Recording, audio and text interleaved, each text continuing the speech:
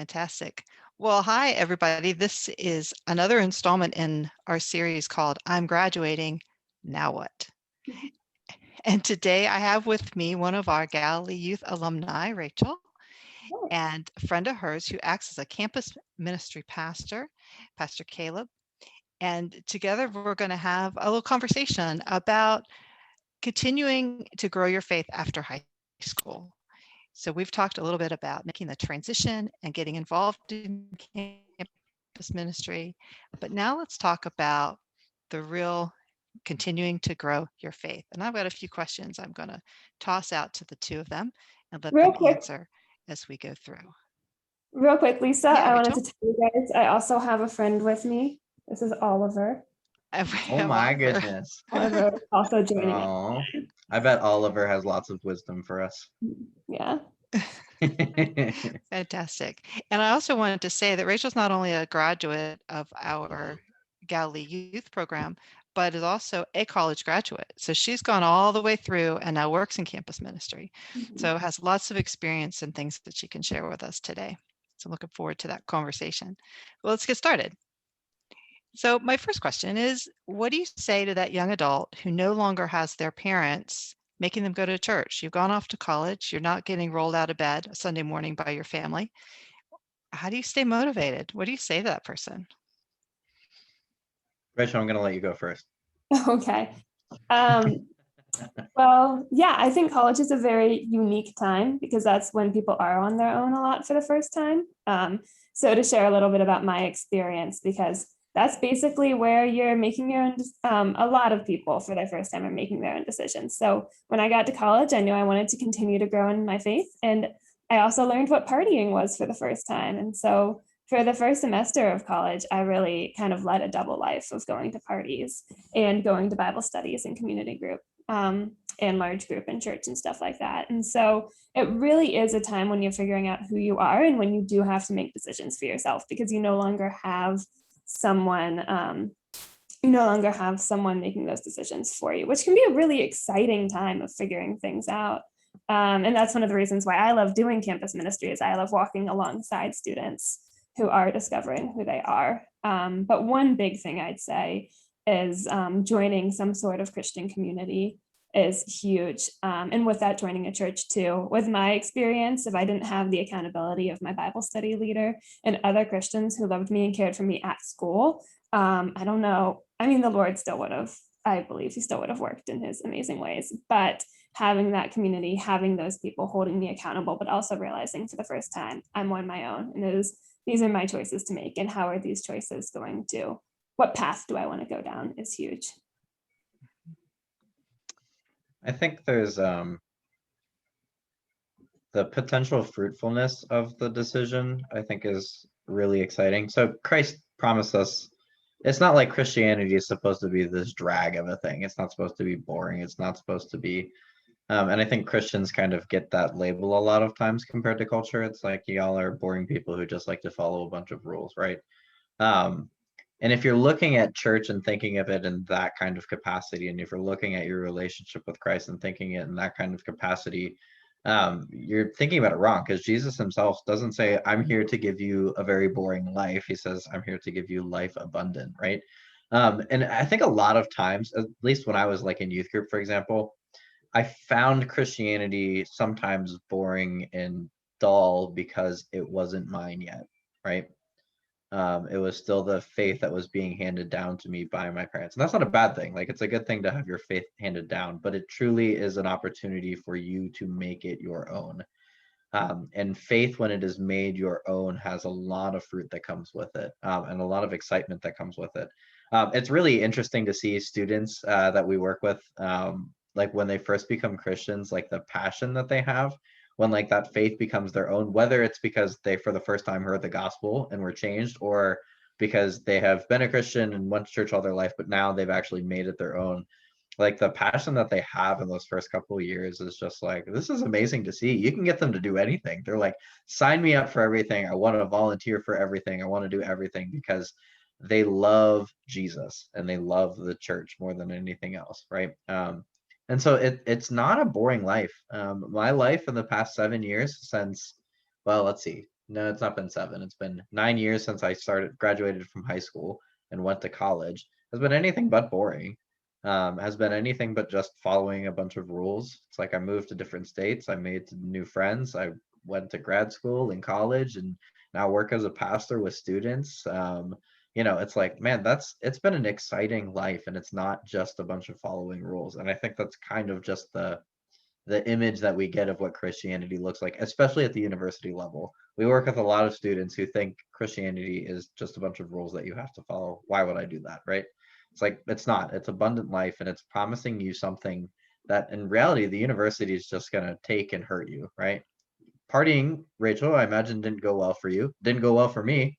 And it's like, no, Jesus has something better to offer than even though we think what the world has to offer is better. That was really long. I apologize, but just had a preachy moment there. That's great insight. That's a really Occupational good hazard, I insight. suppose. Very good. So given all of that, how do you tell someone, how do you deal with doubt when you've gone off to college and now you're being exposed to a lot of new faith traditions, other religions? You may have never met people who follow those, or even you might now you're starting to face some grown-up problems that are really hard to deal with. What do you say to that person when they're facing those doubts? I think so when I was a religion college and major, so I literally dealt with other religions and learned about them all the time. So that was very much, it's like, so how do I reconcile Christianity compared to all of these other religions? And I'll get to that in a sec. I think one of the important things that we have to remember is faith does not exclude doubt necessarily, right? Knowing something 100% does not allow doubt, but we are not called to know something 100%. We're called to have faith. And faith isn't like, I don't know everything. I step out into something all the time where it's like, I don't know where I'm going to land. So there's doubts. And I think knowing it's okay to have some doubts, like that's normal. And instead of saying, if you have doubts, you obviously are failing in your Christian walk, which just leads in a downward spiral. It's not helpful, even though the church has said that for so long. It's like, doubt isn't bad. I think that's thing one. But thing two, even in the midst of studying other religions and then looking at my own faith, it's like, man, there's just really something about this Jesus, right? Like all of the other religions love Jesus. I can't say that about any other major character from any other religion that all the other religions love, right? Like he's a prophet for Islam and Judaism. Buddhists love him, Hindus love him, right? It's like there's something obviously special about this Jesus person. And we as Christians seem to know the truth about that. And I think that's something worth staking a claim on, right? And if you've personally had an interaction with Jesus, it's like, yeah, this makes sense to me. It's like, I know who God is, and he took the form of this, Jewish guy in the first century. And there was something pretty powerful about that the other religions don't have to offer. It's like, I don't have to work to get to God. God came to me. And I think there's something powerful in that. Yeah, that's neat. That's a very neat explanation.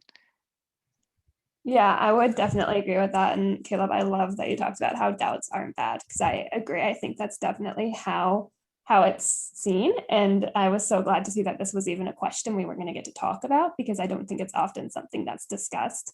And I know I have a specific experience of like, there was a year in college when I was literally sobbing on my floor, being like, is all of this real? I'm having doubts. This doesn't make sense. And I thought that I couldn't talk to anyone about it because that made me a bad Christian.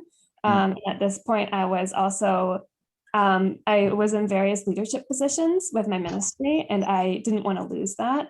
And I thought that if I had doubts, I could no longer be a leader. So it took a lot for me to reach out to my discipler, who was staff with the ministry, and to share it with her. And it was just so freeing when I shared it. And I got to discuss it with her. And I think, I think there's definitely a disservice that we do when we don't talk about doubts, and when we talk about, and we kind of push them under the covers or under the bed or whatever the phrase is, because it's so important to talk about them and bring them to light. And I agree with Caleb. I think we're being called to believe in something that we literally in our human minds cannot comprehend. So the more you learn about God, the more you grow in your faith, the more you're going to have questions and you might have doubts, and that's okay, as long as you respond in the right way with those doubts and with those questions. So I think one of my favorite passages to always go to is when Jesus talks to Thomas, and Thomas is doubting, and Jesus doesn't like reprimand Thomas for doubting, but he reveals himself to Thomas, and he meets Thomas where he is. And that's something I go to all the time. So I think definitely bringing those doubts, bringing those questions to the Lord, and then also to your community. Like, I think, again, that's such an important thing about being in prayer, being in the word, and being in community. If you're in prayer and you have like an open communication with God, then you can talk to him when things are hard and when you're having doubts. If you're in the word, then you can continue to learn more about God, and you are centering your life on his word and the authority of his word. And if you're in community, then you might be in classes with some of those students. And so it's good to have other believers in those classes so you can discuss these things with if it seems like it doesn't line up. And like Caleb was saying, the really cool thing is like often when we see it how God sees it, and when he reveals it to us, it lines up in a cooler way than we could ever imagine. Like, it's not this or that. It's really cool how the things we're learning about glorify God and point us to God. So I'd say definitely talk about it, be in prayer, be in the word, and be in community.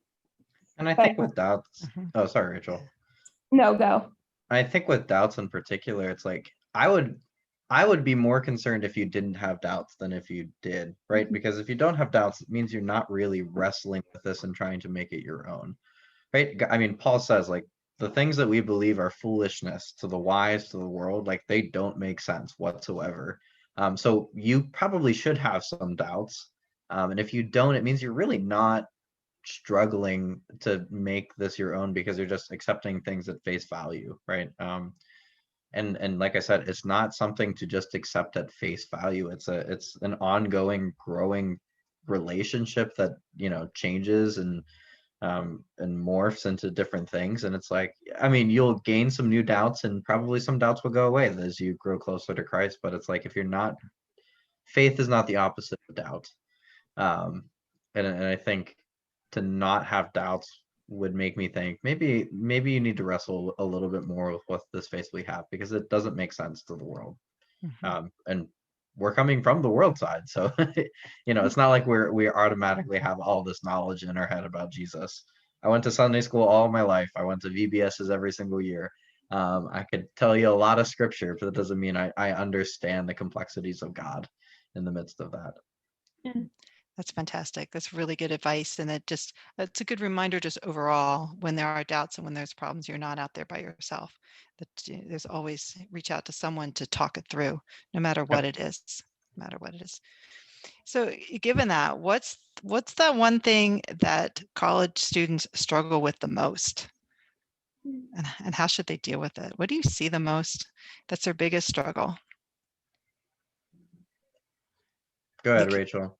I was gonna say, I think my first thought with everything happening right now that that we see students struggle with a lot, I struggle with it, I'll be open about that, is mental health. But I think it goes beyond that. I think just like any other struggle in life, you have to discern, like, what is that root lie that you're believing? What is that? It gets deeper than just that. And so I think one thing that comes to mind is I don't know, I guess I can just share personally what I struggle with. But trusting the Lord and then identity are two big ones. And so identity, are you finding your identity in your grades? Are you finding your identity in your friendships? I went to parties because I was finding my identity in that. Like, with being on your own for the first time, you're also discovering who you are. And so with that, and that can bring a lot of anxiety, and that can bring depression. And I do want to clarify the difference between anxiety and depression. Like you might be anxious, or you might be depressed, nervous, versus clinical anxiety and depression, because those are different things. And I think, and so I want to clarify that. But I think a big thing is identity. And then with that, just where is your trust? Where is your hope? Like the struggles that we had in college are the same struggles I have now after college. They're the same struggles you have, I'm sure, of just thinking back to the Garden of Eden, there's like something greater than God, like the pride and the lack of trust in God's word and God's goodness and the pride of wanting to do it. And I think that deep main struggle can then manifest itself in different struggles throughout our life where we are. So I'd say in college, the big one is identity. But yeah. Great. I think, yeah, I'll agree with the mental health, and I think you did a pretty apt job of discussing that, so I won't say more on that. More and more, my conversations recently with college students have revolved around, if you turn on the news for 30 seconds, whatever's on the news in that 30 seconds, right? It's because, students want to talk about that. They want their churches to have talked about that, and a lot of them never have. And now they're being thrown into a 4-year period where everyone wants to talk about that, and their professors are talking about that in their classes. And it's like, if you have no framework for how to understand some of the social ills that we find ourselves in, the Christian response for that, it's like you are handed a bunch of maybe sometimes unhelpful ways of understanding and thinking through those that aren't necessarily rooted in the gospel. And if your professor or friends aren't Christians, why would they have anything rooted in the gospel? I would be shocked if they had an answer that was rooted in the gospel. And so more and more, I'm finding myself having conversations with students, how do we look at some of the social ills that we have today and say, how would Jesus respond, and what is the church's response?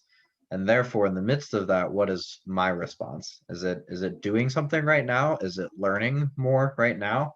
My hunch is probably the learning side, considering, college and university years is about learning stuff. But all of that, and finding people who are talking about those things in ways that still preach the gospel in the midst of it, right? And I think that's really something students are yearning for. It's like they might have gone to church their whole life, but their church never said anything about how to talk about these types of things, right? And so now they're trying to find people who are talking about them, and they're not always Christians, or at least have some sort of gospel foundation in them. So it's like teaching and equipping students with tools to be able to address some of those things from a Christian standard, I have found is incredibly important as of yet. And honestly, I think that's only going to become more and more the case, right? I don't think our society is going to be getting better anytime soon, necessarily, one way or another. And I'm not trying to say from any political, agenda, but the world is broken and hurting, and I only know one remedy for that, and it's not the one the world is giving themselves. And so we need Christians, we need young people to be able to talk about these things well, and from a good Christian perspective. Mm-hmm. Yeah, there's some really big topics to have to wrestle with, isn't it? Yeah. Yeah, I mean, absolutely. pretty regularly at our, with our college students, we're talking about sexuality, we're talking about racism, we're talking about culturalism, we're talking about relativism. It's like these are things students want to talk to, and they're things you as students will be talking about, right? So find people who know how to address those things from a Christian perspective. Mm-hmm. That's great advice. Really good advice. Yeah. So that leads us right into then, how do you build that support network for your faith? How do you find these people? And how did you find those people? Well, I'm obviously a proponent of campus ministry because I work for one. But yeah, I think I love that question too, because it is so important to find that support network. And I think campus ministries do that in a really beautiful way, and churches do too. And it's not one or the other. I would encourage every single student who comes to college to get plugged into a campus ministry and to get plugged into a church, because in this campus ministry, you are getting to grow in your faith with other people who are your age, who are experiencing what you're experiencing, who are in your classes. But nothing is a substitute for the church, which it was described as a soccer team and a family. So a campus ministry is like a soccer team. You meet for a specific period of time. You're all similar ages, similar experiences for a purpose.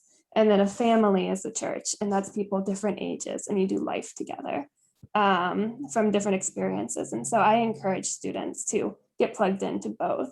And how I personally got plugged in is I went to Virginia Tech, go Hokies, and Virginia Tech has a lot of wonderful Caleb doesn't like tech. Tech has a lot of wonderful ministries, which is awesome. So for me personally, I had a choice. So I got plugged into, I went to a couple of them, but I and pretty much every campus minister will encourage students to find one and get plugged into one. And that goes with churches as well. You don't want to be sort of involved in 6 different organizations. You want to be really committed to one, because that's how you build your community and that's how you find those friendships in that family. So I think campus ministries, I really appreciate campus ministries because giving the opportunity specifically for students to get plugged in and find that community. And that's what they're about. They're about getting to give students an opportunity who know the Lord to find that community, and also getting to give students an opportunity who don't know the Lord to hear about the Lord. So I'd say campus ministry and church. Go online, reach out to me if you want. I'd be happy to help you get connected, whichever college you end up at.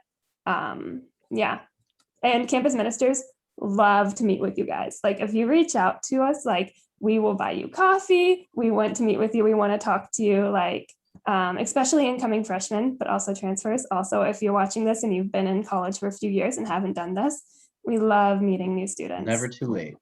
That's true. Very true. So I guess graduating is probably a little too late, but other than that, it's never too late.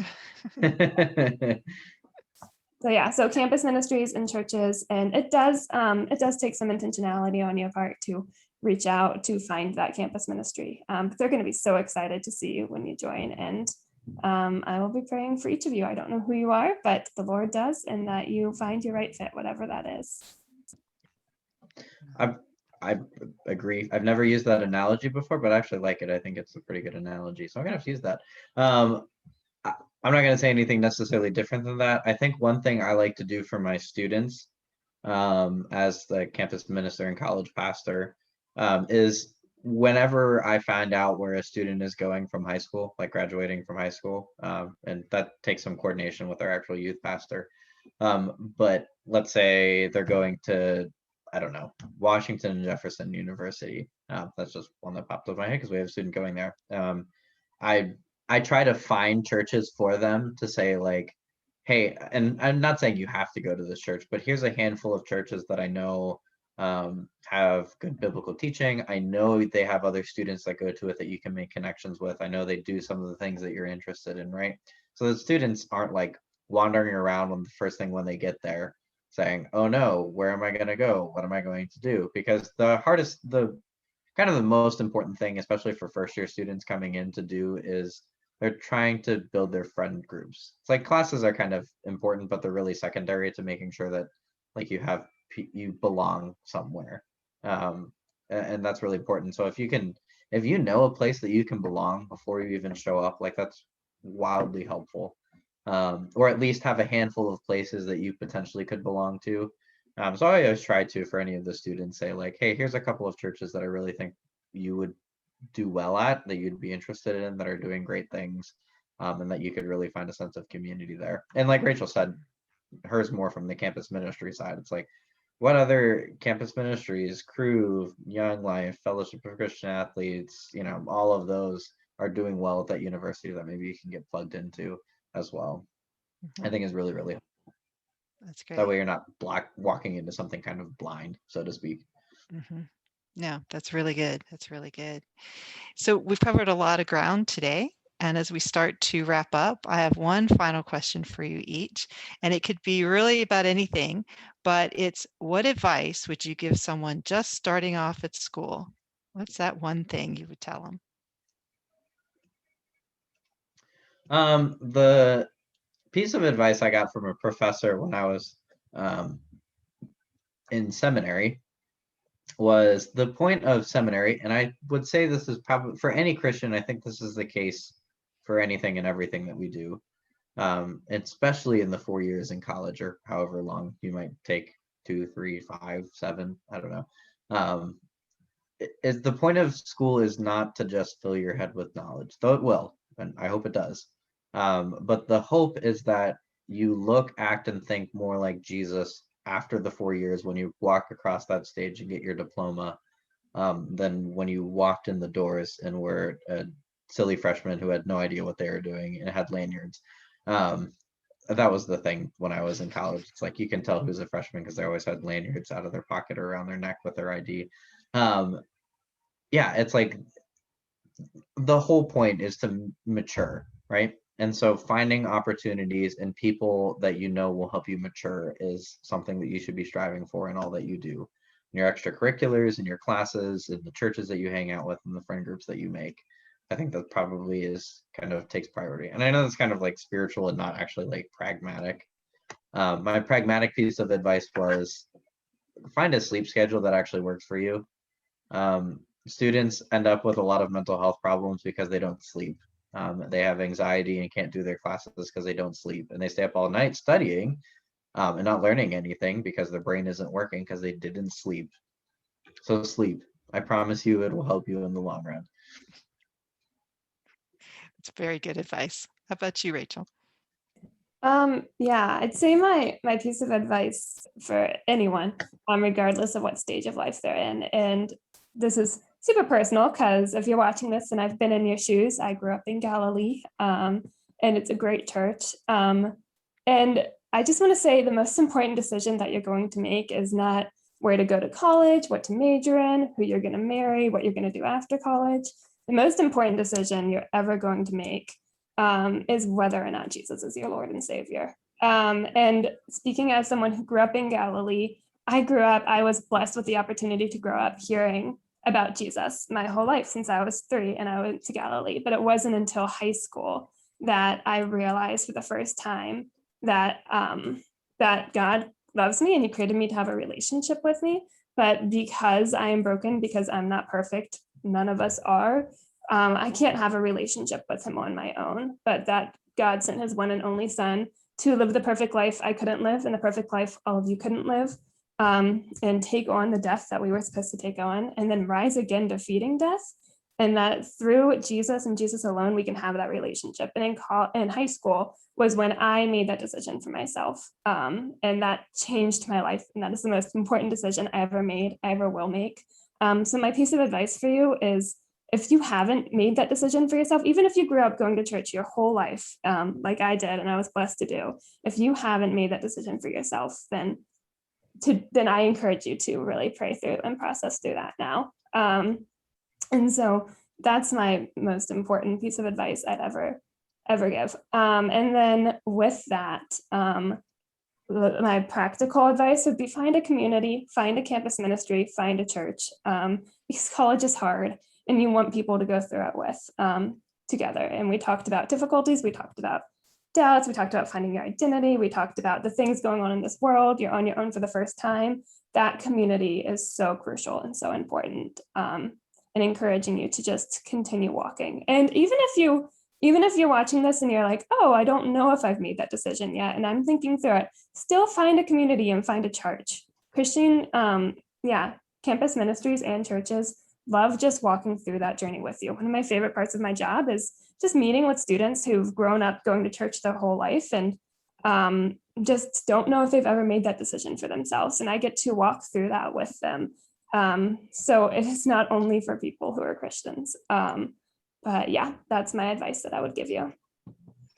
That's amazing. I so appreciate this time you've spent with us and sharing in such a deep and personal way and sharing your personal experiences with our students as they head off to college. And I hope that these words of wisdom resonate with them and they carry it forward. So again, thank you so much for joining us on our video podcast. Thank you. Thank you. Bye. And if you ever had any questions, Rachel's my contact. She can give it to Lisa. You can get it from there. We can chat. And probably Rachel would do the same. So I would, yes. Very good.